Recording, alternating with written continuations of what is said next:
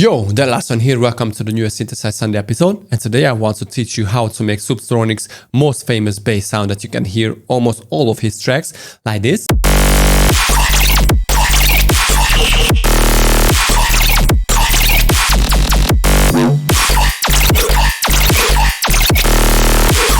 Of course, I'm talking about this bass sound.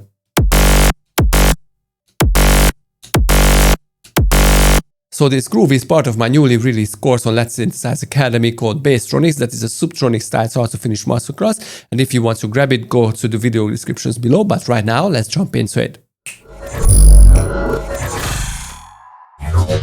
Okay, so most of you guys, to create this sound, what you would do probably is using a sine wave with a noise, and then you start distorting it like using this low pass filter with a drive and maybe the fat. But this is still not enough, so you would go with even more distortion. But the problem now is that the noise is too quiet, so...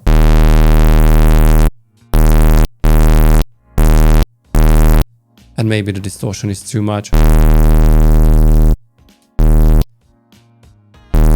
And then you would go with an OTT. And just filter the high end to create a little stronger mid frequency.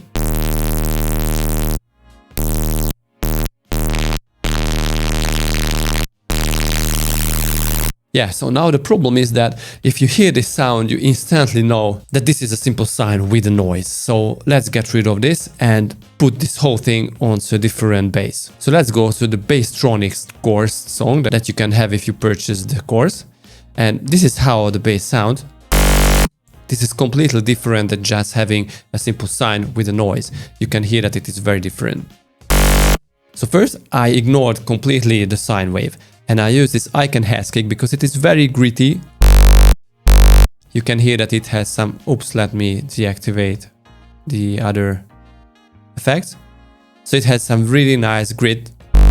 So you can play with the wavetable position and the warping mode to create a whole different sound. And then, of course, we need a noise.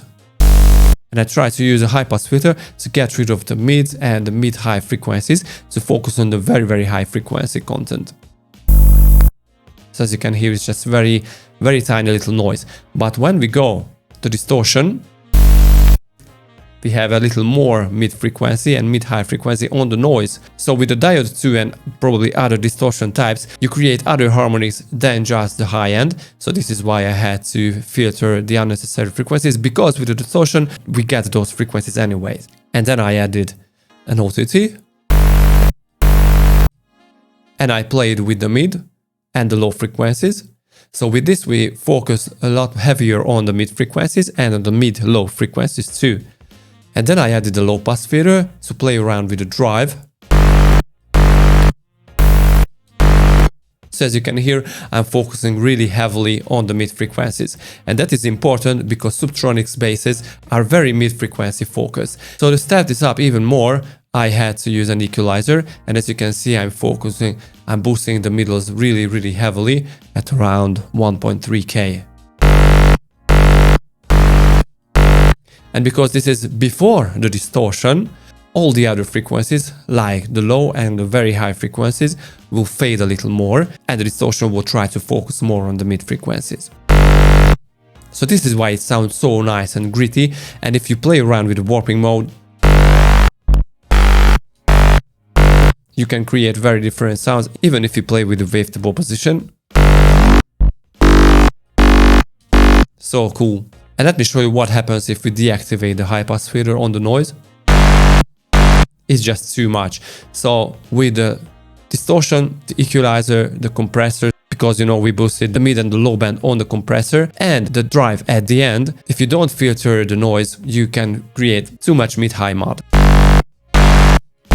Right, so after that I had to get rid of the low because I'm using a separate sub.